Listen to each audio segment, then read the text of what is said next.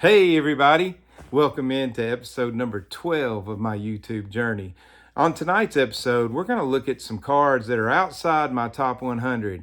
I want to make sure everybody understands, if you saw my thumbnail, you saw the title, and I don't know if you paid attention, but I was winking, and that was my way of saying, this is tongue-in-cheek, but I'm not at all giving the people a hard time who have shared their top 100, top 50, top 25.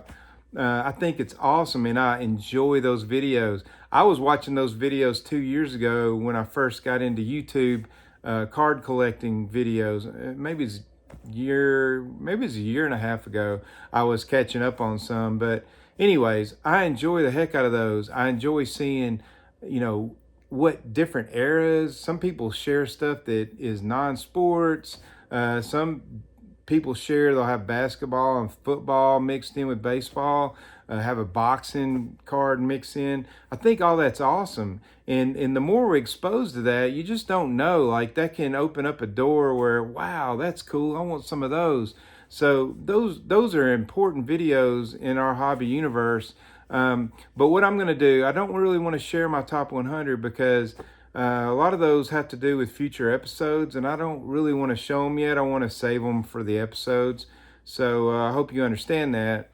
And again, I think everybody else doing that is amazing. In fact, I was thinking about what to do and how should I do it? Should I just take some of the cards out that I haven't shown yet?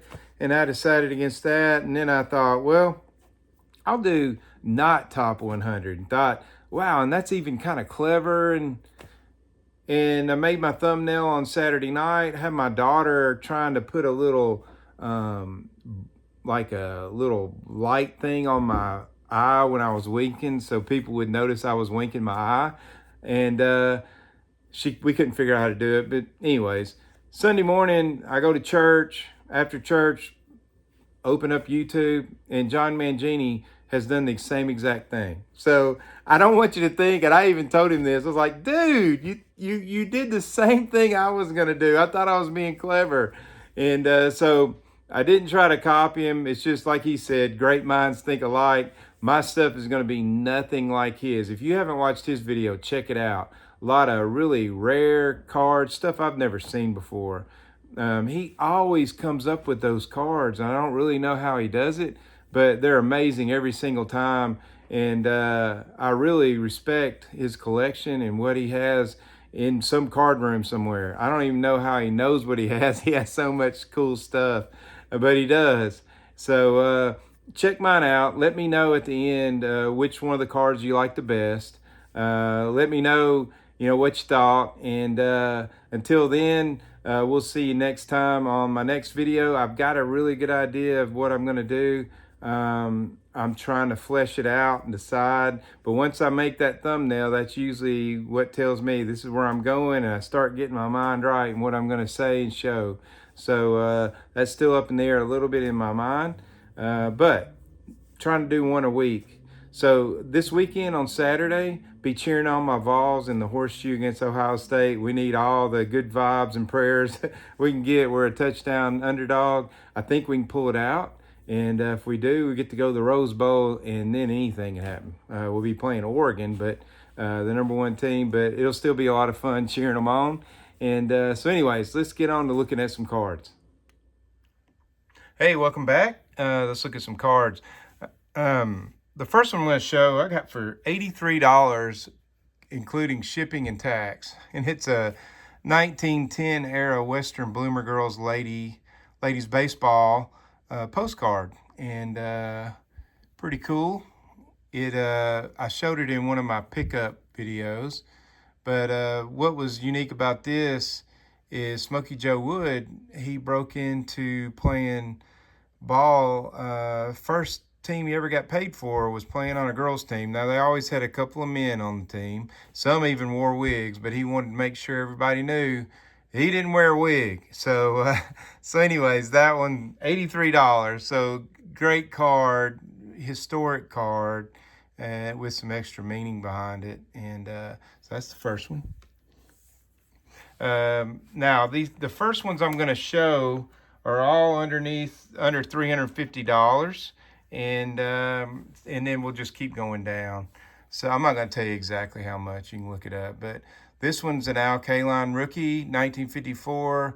It's off center, but great color, great registration, really fine card of a fine man, by all accounts, that everybody loved. And he's kind of not giving his due in a way anymore. People kind of don't talk about him that much. My cousin, when he was the bench coach for the Detroit Tigers, when Ron Gardenhire got that job after he left Minnesota, my first cousin, was the bench coach, so he got to be around Kaline quite a bit. My uncle, my mom's twin brother, was always my little league coach growing up. He's a really fine man, and my first cousin, that's his uncle as well, and thought a lot of my uncle Jackie is what we called him, and his name's Jackie, and he loved Al Kaline. Mickey Mantle Al Kaline was his guy, and so when he came up to Detroit, my cousin made it where Al Kaline spent the whole day with him and sat with him at the game and hung out with him. And that was really, really cool thing that my uncle got to do. So Kaline's a great dude. There's one of them. Next was Joe Cronin, Hall of Famer, 1940 play ball. This was the first pre-war card I picked up. I saw it wasn't very expensive, and I thought, man, I'm getting a great deal. Unbeknownst to me, these cards, this is before I got into VCP and had a card ladder account, and I just saw this on a Golden auction, I think, and snagged it. But it's well centered. Cronin in the Hall of Fame, has his number retired with the Boston Red Sox. Was a player manager for a long time and then just managed during World War II. But a great all-time player. Whoa. Next card is one of the ones I think is the most beautiful cards in the hobby, and it's the 53 Bowman Color Stan Musial. I love how the green pops behind him in the dugout. You got the old school bats. It's an away uniform. I'm wondering what dugout that might have been. Not that it's important, but you can see the old wool uniforms with the red bird on the bat and the old school hat. I mean, pretty awesome card. They don't get a whole lot more beautiful than that, but the colors on this just pop. So that's the fourth one. Next one is a guy I really like to collect, and that's Larry Doby.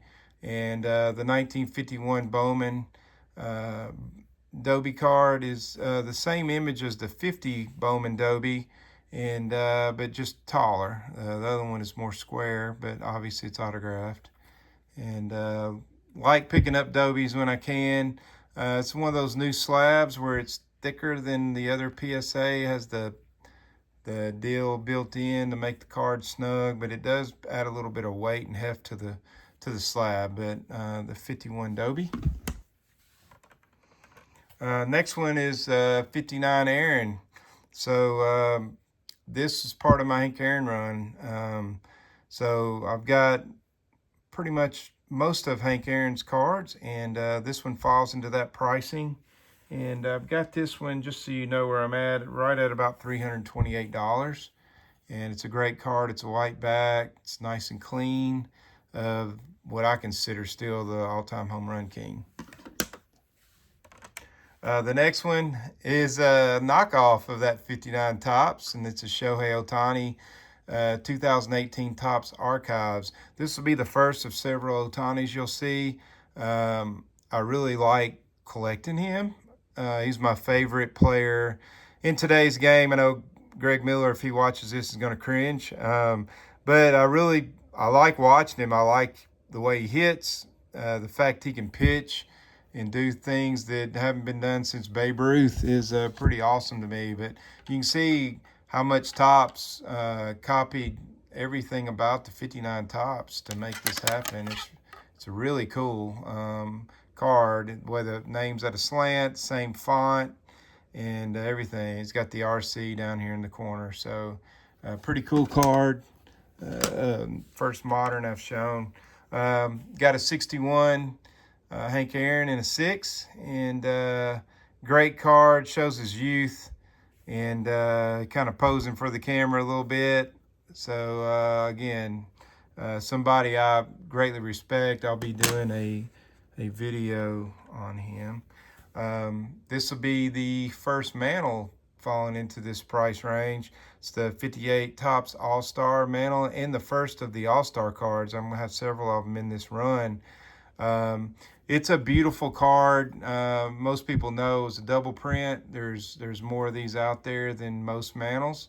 So it's a card you can get into for a vintage mantle, usually cheaper than other mantles.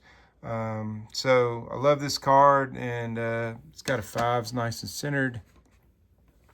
Another mantle got a sticker goo on it, didn't notice that, but it's the 57 Topps Mantle Berra Yankees Power Hitters card, and it's a little off center left to right. Just a great image of two all-time greats. I love collecting both of them. They are unbelievable as far as the numbers they put up, and just to think about what Mantle could have done. Of course, Berra won 3 MVPs. Will go down as one of the greatest catchers of all time.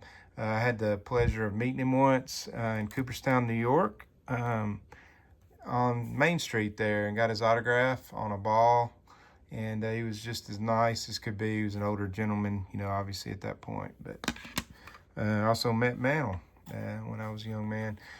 This is the 1960 Hank Aaron, and you can tell how off-center this is. I did a interview with Greg Miller, and he asked me how my card journey came about. So I'm keeping this card. It doesn't reflect the way I collect now, but I'm keeping it just as a reminder. But when I first started, this Hank Aaron run was the first player run I did. It gave me a focus and something to try to buy. And, you know, other than his first few, the cards aren't crazy expensive. And I set out 2 parameters. I had just learned about slab graded cards, so I didn't really know that much about what was going on. But the parameter was it had to be at least a 5, and it had to be a PSA. At that time, I didn't know that much about SGC. I actually didn't know much about either, but I just wanted them to be uniform. And so this is a 6, and it's miscut, obviously. Boy, it has some sharp corners, but I mean, it's missing the entire border right there. But it fell in those parameters, and honestly, I bought this probably on eBay, and I probably didn't notice that the border was gone as much, but I just was mainly looking at the grade. So it's a big example of buy the card, not the grade, and how somebody's collecting journey can change over time. And this card represents that for me. This one is 1966 Topps Mantle. This, in my last episode, was it my last one? Yeah, when I was sharing about having doubles, the SGC mantle that I had, the 66, was a lot like this one. And so it's the one I gave up because this one is the placeholder in my mantle run. This one is my 1915 Cracker Jack Jimmy Austin. If you haven't watched my Cracker Jack video, check it out. This card is in there. It's a fine card. It's got a little bit of paper loss right there, and it's got some dirt. That doesn't look like any kind of caramel stain I've ever seen, but still a beautiful card. Any Cracker Jack card is a great card. Jimmy Austin, if you haven't watched my Cracker Jack video, his, I guess, most famous thing is he was the guy at third base when Ty Cobb slid into third in that famous Charles Conlon image that's in the Hassan triple folders card. And Jimmy Austin, you see his rear end, he's getting knocked up in the air by Cobb sliding. But yeah, Jimmy Austin is also in the Glory of Their Times book. So that concludes everything over $300. The next ones that I'm going to show are under $300. And the first one is a guy that I remember watching play a lot when I was a kid, and that's Mr. October Reggie Jackson. His rookie card is 69. It's a well-centered card. These are hard to find centered, and the 5.5 grade is a good grade for me. And it's a great card, great example of buying the card. It honestly probably got a lower grade because it's off center on the back, which I don't really care about. But great card, great player.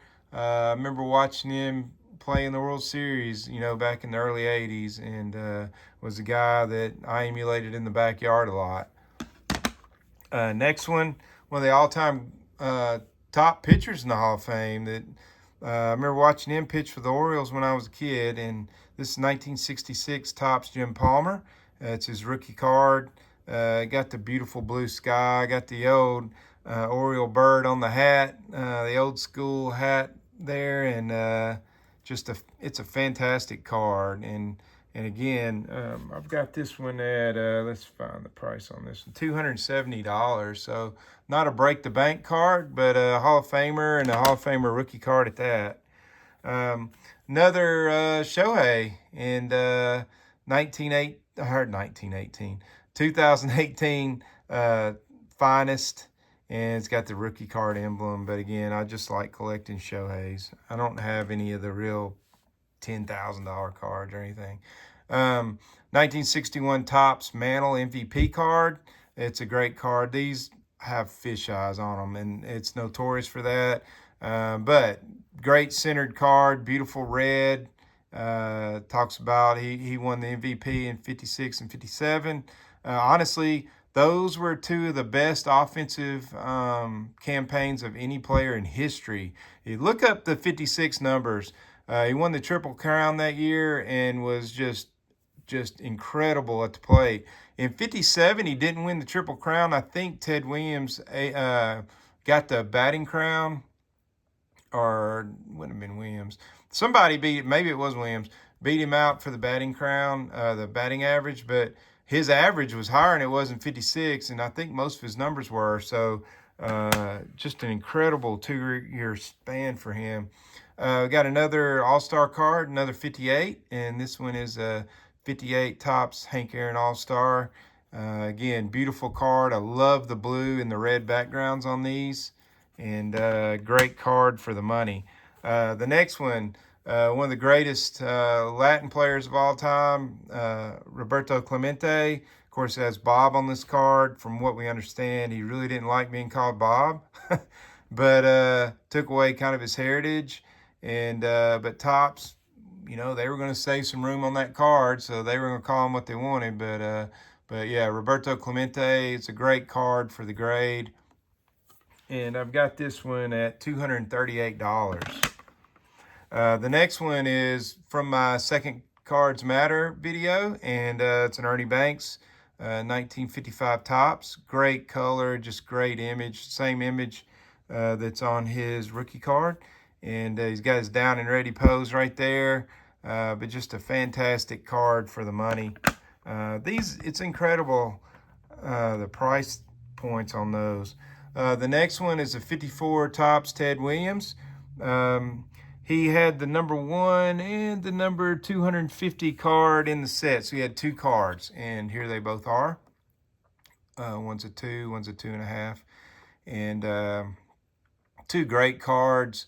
If you remember, there was a 54 Bowman card that got released that wasn't supposed to, because Topps had an exclusive deal with him to be the ones to have his 54 cards, and they threatened a lawsuit, and they got pulled off, which when I was a young guy growing up in the 80s, they thought that 54 Bowman was as rare as the T206 Honus Wagner, but it's not.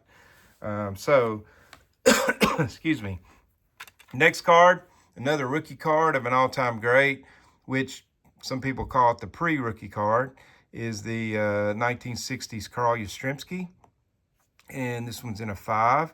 And beautiful card. It's got that real young image of him, and got a great back. But this one right here, where have I got this one at? $209. So we're about to end the $200 line. Next one is 1959 Topps Larry Doby in an old SGC Authentic case, and it's autographed. And love this card too. Larry Doby's such a great story, and again, I'll have a video about him. I got this one graded right at $200. So great card for the grade. All right, let's get into my next grouping. Let's pull up this stack right here. Next one is another all-time great Hall of Famer for under $200, and it's a Harmon Killebrew. I got this in $187. Great card, young guy, got his hat on, way up on top of his head there, and the yellow on this card just pops. So it's a great card, especially for the price. Another multiplayer card, 1962 Manager's Dream, Mantle and Mays. I did a post on my Instagram story, our Instagram page, on this card, and I had Aerosmith's Dream On playing over it. Because can you imagine being a manager and having these two guys in the outfield? You look at them, you know, Mays lost a little bit of time because of war service in the early 50s there, but what kind of numbers Mays would have put up. But you know, both these guys, they were the war leaders in the AL and the NL for the 50s, and then you know the early 60s were pretty good too, and then both tailed off there in the later 60s. Mantle ultimately retiring in '68. Another one of my favorite pitchers of all time, 1969 Nolan Ryan. His second card, his first one on solo by himself on a card. Just a great card with a great image of a young Nolan Ryan playing for the Miracle Mets. Got his pinstripes on. Got a little bit of, looks like wax or something on the backside there. We got that pink background. Now this one's a 3, but it's well centered, presents well. I've never really said this before, but my son, my only son, his first name's Nolan, and he's named after this guy right here. I wanted to have a strong baseball player name for my son, and when my wife was pregnant with our first child, ended up being a girl, we had decided on Nolan. She was born in '93, and he was doing his end of the career, last year of his career deal, and threw that no-hitter and for Texas and everything. And so, you know, I threw that name at my wife. She really liked it. So when the second child came around, was a boy, we stuck with that name Nolan. But can't think of a better guy to name your kid after from a baseball standpoint. I shared this one on the Do Second Cards Matter video, and it's that second or third year. Actually, I didn't. Sorry, this is third year, not the second year. So we got this 59 Frank Robinson in a 7. It's a great card, centered, got the, you know, the black border, got the old school Cincinnati Red guy down there in the bottom corner. And a young Frank with the vest on. So just a great card. And next card is the latest Chief Bender I picked up. It's an American Caramel, 1909, 1911. Got a little bit of paper loss here and on the back. But other than that, I mean, it's just a great card, and it's a great action shot for that period of time. He's got the little tiny glove on, got the A's on his chest, and you can see his arm kind of flexing, a lot of action in his jersey. So just a great all-around picture here. Let me get this count up. $174. So great card for the price, you know, old baseball caramel card. Next one, Willie McCovey, 1960 rookie card, great Hall of Famer. So this card right here, weirdly enough, when I was a kid, growing up in Nashville, Tennessee, this was one of the cards I wanted. And I guess the reason is because I think his career ended around 1978, 79, something like that. So I would have been a kid collecting his new cards, and you'd flip it over and you'd see all the lines of how many years he played, and it was in microscopic writing, and I just thought that was the coolest thing ever. And he was probably getting a lot of publicity on TV for being his swan song year, and I just wanted that rookie card. He looked so young, so it's just a great card. We got another multiplayer card. We got Kilbrew, Mays, and Mantle. I've shared all three of those guys on their single cards. It's a 68, well-centered 5.